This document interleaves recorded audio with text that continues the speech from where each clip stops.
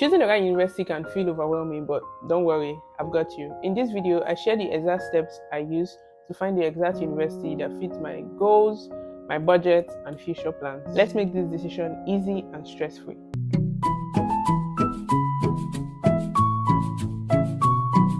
I've gotten a bunch of emails, questions in the comment section, questions in my DM, asking me to help choose a university, choose a country to study, and I've mentioned the time data number. I am not an agent, nor am I planning to be an agent. I might as well make this video to explain how I arrived at my decision. Currently, I am a 6th-year medical student living and studying in Russia. Now, you have to start by asking yourself, what do you want out of your university experience?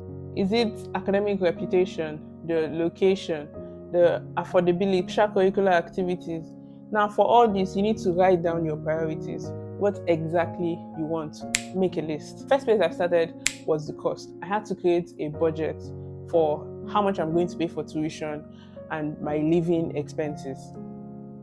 Make a budget. So for my budget, I went on the internet, I went on Google. I started Googling schools that would fit into that budget. You remember, I already chose what I want to study, which was medicine.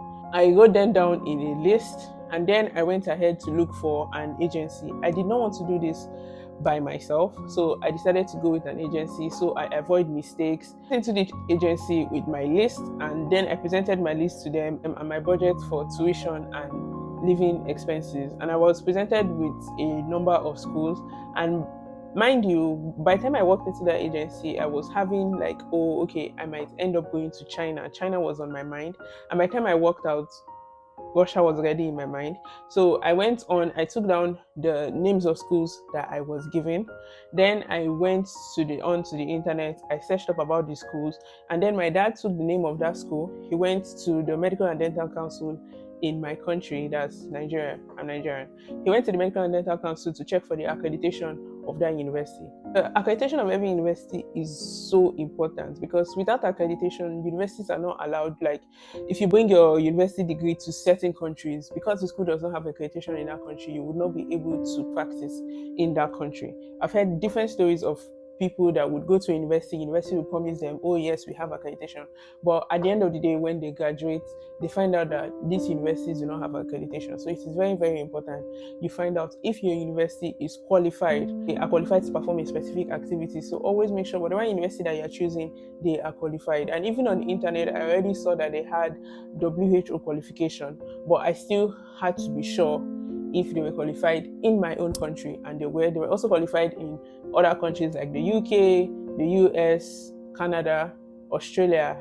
I think I have forgotten, but I think their certificate is accepted anywhere. I found a bunch of videos on YouTube about the universities, so I checked on their hostel, and then I had the opportunity to be in touch with one of the students. So I asked about the living expenses and how it takes to actually be in that city. Now, there's something that most people usually bypass. Yes, you found the location of where you want to study, you are able to pay the tuition, and then whatever goes off your head is the actual location of the place.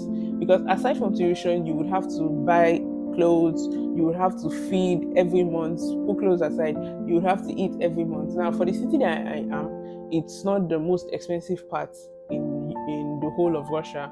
Now, for example, Moscow, which is the capital of Russia, if you want to take a train, if you want to take a bus, let's just use a bus. In Moscow, to take a bus, it is 50 rubles. But in the city where I am, it's about 27 rubles. So the difference there is clear. Like, it's not as much.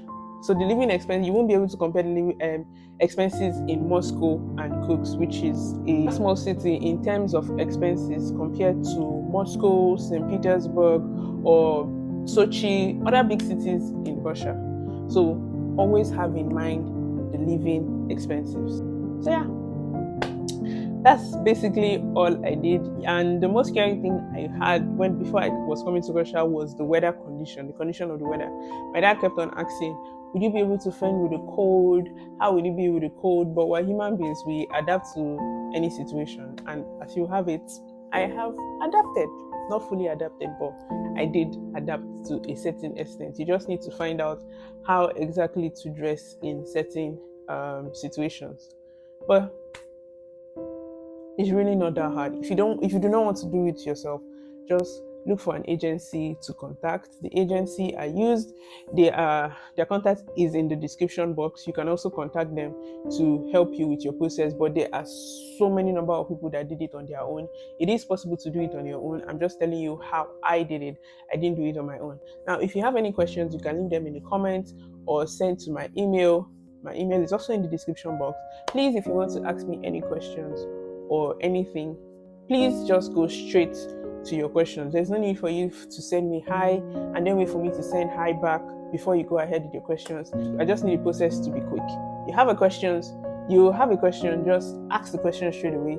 There's no need to send hi and we go through the hi process back and forth. Anyway, I hope this video was helpful to you. If it was, don't forget to leave a like, subscribe, and I'll catch you all in the next video.